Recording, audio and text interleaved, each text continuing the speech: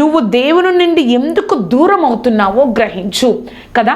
అసలు నువ్వు ఎందుకు తప్పిపోతున్నావు, ఎందుకు దేవుడి నుంచి దూరం అవుతున్నావో గ్రహించాలి కదా. అవును కదా, మనం అనుకుంటాం అయ్యో ఒక కుటుంబం నుంచి మనం ఎందుకు దూరం అవుతాం, వారితో విరోధంగా ఉండడం బట్టి, వారితో మనం ఎక్కువగా మాట్లాడకపోవడం బట్టి, వారి మీద మనం కోపంగా ఉండడం బట్టి వారి నుంచి మనం దూరంగా ఉంటాం కదా. అలాగే మనకు కూడా మన జీవితాల్లో కూడా ప్రార్థనని నిర్లక్ష్యం చేయడం, వాక్యాన్ని నిర్లక్ష్యం చేయడం, అంతేకాదు ఈ లోక ఆశల మీద, ఈ లోకానుసారమైన ఆ జీవితం మీద ఎక్కువగా ఆసక్తి చూపడం వల్ల నువ్వు నేను దూరం అయిపోతాం. అది మనకి మొదటిలో చాలా చాలా చిన్నదిగా కనిపిస్తుంది. ఏముందులే, ఈ ఒక్క ఆదివారమేకి కదా దేవుని సన్నిధికి వెళ్ళలేకపోయాను, ఈ ఒక్క రోజే కదా నేను ప్రార్థన చేయలేకపోయాను, 2 రోజుల నుంచే కదా నేను వాక్యాన్ని చదవలేకపోయాను అని నువ్వు నేను అనుకుంటావేమో. అది కొన్ని రోజులకి ఏ విధంగా అయిపోతుందంటే, ఇంకా దేవుడి సన్నిధికి వెళ్ళాలి అంటే నీకు ఇష్టం లేని స్థితిలో, పూర్తిగా దేవుడికి దూరం అయిపోయే స్థితిలో ఉంటుంది. మనము ఒక్కరోజు ఆహారం తీసుకోకపోతే మన శరీరం ఎంతో నీరసంగా అయిపోతుంది కదా. మన ఆత్మీయ జీవితంలో మనము ఒక్కరోజు దేవుడితో గడపకుండా, దేవుడితో మాట్లాడకుండా మనం ఉంటే, రోజులు మనం ఉంటే ఎలా ఉంటుందండి మన ఆత్మీయ స్థితి? దేవుడికి దగ్గరగా ఉన్నట్ట, దేవుడికి దూరంగా ఉన్నట్ట? ఒక క్రైస్తవులుగాని చెప్పుకుంటున్నాము కానీ నిజంగా దేవుని దృష్టిలో ఆయనకి మనం దూరంగానే ఉంటున్నాం. అసలు నువ్వు దేవుడికి ఎందుకు దూరం అవుతున్నావో, నీ జీవితంలో ఏమి జరుగుతుందో నువ్వు గ్రహించుకోవాలి. ఒకప్పుడు నువ్వు దేవుడికి ఎంతో భయపడి ఇది దేవుడికి ఇష్టమా కాదా అని అన్న నిర్ణయంతో నువ్వు ముందుకెళ్ళేవాడివి. కానీ ఇప్పుడు ఎలా అయిపోయిందంటే నీ జీవితం ఏదైనా పర్వాలేదు, ఏ నిర్ణయమైనా నువ్వే తీసేసుకుంటున్నావు. ప్రార్థన లేదు, వాక్యము లేదు, దేవుడి యొక్క నడిపింపు లేదు, ఏమీ లేకుండా నీకు నువ్వే నిర్ణయాలు తీసుకొని ముందుకెళ్తున్నావు. దేవుడు మనతోనే మాట్లాడుతున్నారు. నువ్వు దేవుడికి దూరం అవుతున్నావని గ్రహించాలి. ఆ గ్రహింపు కలిగిన నీవు, ప్రభా నీకు దూరంగా ఉంటే నేను బ్రతకలేనయ్యా ఈ లోకంలో, నేను ఈ లోకంలో బ్రతికినా కూడా నాకు దుఃఖమే మిగులుతుంది, నిరాశే మిగులుతుంది, ఆ యొక్క నష్టమే కలుగుతుంది ప్రభా అని నువ్వు ఎప్పుడైతే దేవుడి వైపు తిరుగుతావో దేవుడు సంతోషిస్తాడు. ఆ జ్ఞానం మనకు ఉండాలండి. ప్రతిరోజు నేను దేవుడికి ఎందుకు దూరం అవుతున్నాను, ఎందుకు నేను ఒకప్పుడు మంచిగా ప్రార్థన చేసేవాడిని, ఏమున్నా లేకపోయినా దేవుడు ఉంటే చాలా అనుకునేవాడిని, కానీ ఇప్పుడు సమృద్ధిగా ఉన్నా కూడా దేవుడు లేకపోవడం వల్ల నా హృదయంలో ఎంతో అసంతృప్తి, నా హృదయంలో తెలియని లోటు అని నువ్వు గ్రహించుకొని దేవుడి వైపు తిరగాలి. ఈ యొక్క ఫస్ట్ పాయింట్లో చూసినట్లయితే దేవుడు నీ కోసం వెతుకుతున్నారు కదా. మనల్ని మనం అనుకుంటాం అయిపోయింది, ఇంకా దేవుడికి దూరం అయిపోయాను, నా జీవితం అయిపోయింది, ఇంకా నేను ఎప్పటికీ ఆయన దగ్గరికి వెళ్ళలేను. కానీ దేవుడే నిన్ను వెతుకుతున్నారు. ఎందుకంటే నువ్వు ఆయన బిడ్డవు కాబట్టి, నువ్వు ఆయన గొర్రెవు కాబట్టి. ఒక గొర్రెల కాపరి, ఆ లూకాసు వార్త 15వ అధ్యాయము 4వ వచనం చూసినట్లయితే, మీలో ఏ మనుషునికైనను 100 గొర్రెలు కలిగి ఉండగా వాటిలో ఒకటి తప్పిపోయిన ఎడల అతడి 99ని అడవిలో విడిచిపెట్టి తప్పిపోయినది దొరుకునంత వరకు దానిని వెతక వెళ్ళడా కదా. ఆ గొర్రెల కాపరే, లోకానుసారంగా ఉన్న గొర్రెల కాపరే తన 99 గొర్రెలను వదిలేసి ఇంకొక గొర్రె కోసం, తప్పిపోయిన ఒక గొర్రె కోసం వెతకడా? అలాంటిది రక్తం ఇచ్చి నిన్ను నన్ను కొన్నాడండి దేవుడు. ఆయన స్వాస్థ్యం అండి, ఆయన కుమారులం అండి మనం, ఆయన కుమార్తెలం. అటువంటి మనలను తప్పిపోయావు, దేవుడి నుంచి నువ్వు దూరం అయిపోయావు. దేవుడు మనకి చెప్తున్నారు, నేను నిన్ను వెతుకుతున్నాను, నువ్వు ఎక్కడున్నావా, ఎక్కడ తప్పిపోయావా, నా వైపు ఎప్పుడు తిరుగుతావని నీ వైపే నేను చూస్తా ఉన్నాను. ఎలా అయితే ఆ 100లో 1 పోయినప్పుడు 99ని విడిచిపెట్టి ఆ గొర్రెల కాపరికి ఆ ఒక్కదాని మీదే ధ్యాస ఉందో, ఒక్కదాని కోసం వాటన్నిటిని విడిచిపెట్టి ఎక్కడెక్కడో వెతుకుతున్నాడో, నిన్ను కూడా ఎప్పుడైతే నా వైపు తిరుగుతావా, ఎప్పుడు నా వైపు తిరుగుతావా అని దేవుడు వేచి ఉన్నాడు, నిన్ను వెతుకుతున్నాడు. ఇంకా ఆలస్యం చేస్తున్నావా, ఇంకా దూరం అయిపోతున్నావా? అయ్యో నేను ఒకప్పుడు ఎంతగానో ప్రార్థన చేసేదాన్ని, ఎంతగానో ప్రార్థన చేసేవాడిని, ఎంతగానో వాక్యం చదివేవాడిని, ప్రతి నిర్ణయం తీసుకునేటప్పుడు ప్రార్థన లేకుండా నిర్ణయం తీసుకునేదాన్ని కాదు. కానీ ఇప్పుడు దేవుడి నుంచి నేను దూరం అయిపోయాను, ఎందుకు అని మరలా నువ్వు దేవుడి వైపు వస్తే దేవుడు నిన్ను వెతుకుతున్నారు కాబట్టి నువ్వు ఆయన వైపు తిరగాలి అని దేవుడు చెప్తున్నారు. నువ్వు ఆ గొర్రెలు ఎక్కడో 100లో 1 పోయింది, అది ఎక్కడో మార్గ మధ్యను తప్పిపోయింది, దానికోసం వెతికినట్లుగా నిన్ను వెతుకుతున్నాడు. నువ్వు నా వైపు ఎప్పుడు వస్తావు, ఎప్పుడు తిరుగుతావు అని దేవుడు నీతోనే ఉన్నారని నువ్వు మర్చిపోకూడదు. ఆ యొక్క ఫస్ట్ పాయింట్లో B చూసినట్లయితే, దేవుని గొప్పతనాన్ని గ్రహించు, దేవుణ్ణి విడిచిపెట్టకు. మనం ఎప్పుడు మర్చిపోకూడదండి. దేవుని గొప్పతనాన్ని గ్రహించు, దేవుణ్ణి విడిచిపెట్టకు. అక్కడ గొర్రెల కాపరికి 100 గొర్రెలు ఉన్నాయి. ఆ 100 గొర్రెల్లో ఒక గొర్రె తప్పిపోయింది.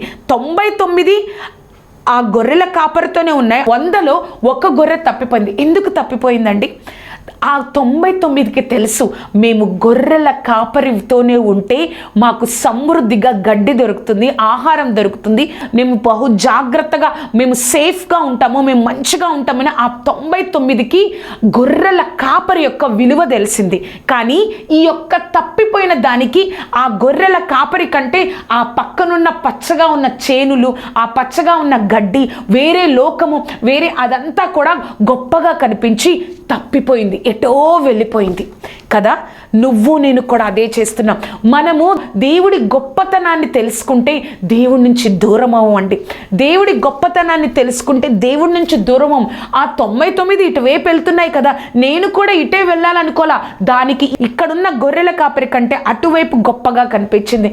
మనము కూడా దేవుడి గొప్పతనాన్ని మనం తెలుసుకోకపోతే ఎప్పటికైనా ఆయనకి దూరం అయిపోతాం.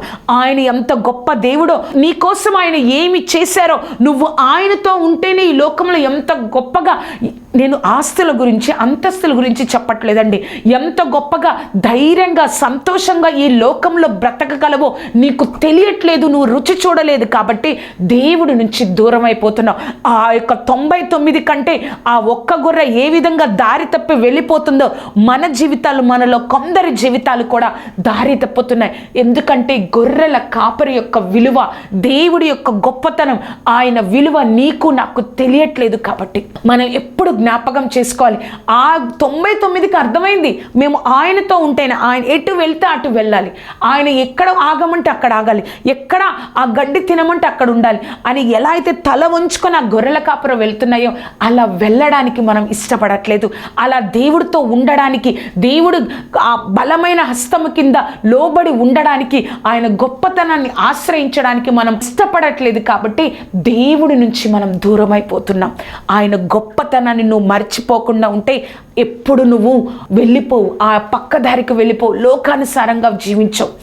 ఆ యొక్క ఫస్ట్ పాయింట్లో సి చూసినట్లయితే, దేవుడు నిన్ను బట్టి ఎప్పుడు సంతోషిస్తారో తెలుసా?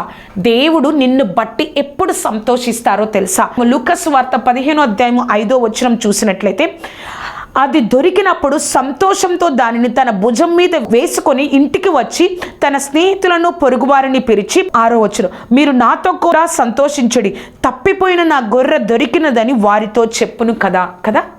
దేవుడు మనల్ని బట్టి ఎప్పుడు సంతోషిస్తాడు. నేను వెళ్ళిపోయాను, దూరంగా దేవుడికి వెళ్ళిపోయాను. ఒకప్పుడు బాగా ప్రార్థన చేసేవాడిని, ప్రార్థన చేసేదాన్ని, వాక్యం చదివేదాన్ని, దేవుని సన్నిధిని ప్రేమించేదాన్ని, దేవుడి కోసం నిలబడేదాన్ని. కానీ ఇప్పుడు తప్పిపోయాను. కానీ నువ్వు మరలా దేవుడి వైపు తిరుగుతావా, దేవుడి వైపు తిరుగుతావా, అప్పుడు ఆయన నిన్ను బట్టి నన్ను బట్టి సంతోషిస్తాడు. మరలా ఆ పోయిన ప్రార్థన ఆత్మను పొందుకొని, ప్రభా నేను మరలా అని నీ సన్నిధిలో, దేవుని సన్నిధిలో ప్రార్థన ఆత్మతో నింపబడతావా, వాక్యాన్ని ధ్యానిస్తావా, నిన్ను నీవు హృదయంలో సరి చేసుకుంటావా, నీ పాపాన్ని దేవుని సన్నిధిలో ఒప్పుకొని ఎప్పుడైతే విడిచిపెట్టి విసర్జిస్తావా, దేవుడు నిన్ను బట్టి నన్ను బట్టి సంతోషిస్తాడు. ఆయన నిన్ను వెతికి వస్తున్నప్పుడు నువ్వు కూడా ఆయన వైపు తిరగాలి. అప్పుడు ఆ యొక్క గొర్రెను దేవుడు ఆ యొక్క భుజాల మీద వేసుకొని సంతోషంతో అక్కడున్న వారందరికీ చెప్తున్నారంట. గొర్రెల కాపరి, ఆ గొర్రెల కాపరి మిగతా గొర్రెల కాపరితో, తప్పిపోయిన నా గొర్రె దొరికింది, తప్పిపోయినది నాకు దొరికింది, నాతో పాటు మీరు కూడా సంతోషించండి. ఎంత గొప్ప ధన్యత కదా. మనము ఎంతగానో అనేక సార్లు మన విశ్వాస జీవితంలో, ఆత్మీయ జీవితంలో తప్పిపోతామండి. తప్పిపోయిన మనం ఇంకా అదే స్థితిలో ఇంకా ఇంకా ఇంకా అణగారే స్థితిలో మనం ఉండకూడదు. కానీ ఎప్పుడైతే పోయిన ప్రార్థన ఆత్మను, ఆ పోగొట్టుకున్న ఆత్మీయ స్థితిని నువ్వు మరలా పొందుకుంటావో, ప్రభా నన్ను క్షమించయ్యా, నీకు దూరం అయిపోయాను, ఈ లోకానుసారమైన పనుల్లో పడి, ఈ లోకానుసారంగా ఎక్కువగా తండ్రి ప్రాముఖ్యత ఇవ్వడం వల్ల నీకు దూరం అయిపోయాను, నువ్వు ఎప్పుడైతే పశ్చాత్తాప పడతావో దేవుడు తప్పకుండా నీ జీవితంలో, నా జీవితంలో కార్యం జరిగించి మనల్ని బట్టి సంతోషించే రోజు ఒకటి వస్తుందండి.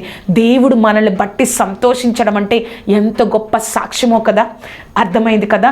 అసలు నువ్వు ఎందుకు తప్పిపోతున్నావో గ్రహించాలి. అంతేకాదు దేవుడు నిన్ను వెతుకుతున్నారని నువ్వు మర్చిపోకూడదు. నువ్వు తప్పిపోవడానికి కారణం ఏంటో తెలుసా? ఆ గొర్రెల కాపరి యొక్క గొప్పతనం తెలియక ఆ గొర్రె ఏ విధంగా తప్పిపోయిందో నువ్వు కూడా దేవుడి గొప్పతనాన్ని తెలుసుకోకుండా లోకం వైపు వెళ్ళిపోతున్నావు. ఆ ఫస్ట్ పాయింట్లో సి చూస్తే దేవుడు దేనిని బట్టి సంతోషిస్తారంటే మరలా నువ్వు తప్పిపోయిన నువ్వు ఆయన యొక్క శక్తి మీద ఆధారపడడానికి, నేను నీ శక్తి తెలియక ఈ పని చేశానయ్యా, ఈ పాపం చేశాను, నేను పశ్చాత్తాప పడుతున్నానని ఆయన సన్నిధిలో నువ్వు ఎప్పుడైతే ప్రార్థన చేస్తావో దేవుడు కార్యం చేస్తారు.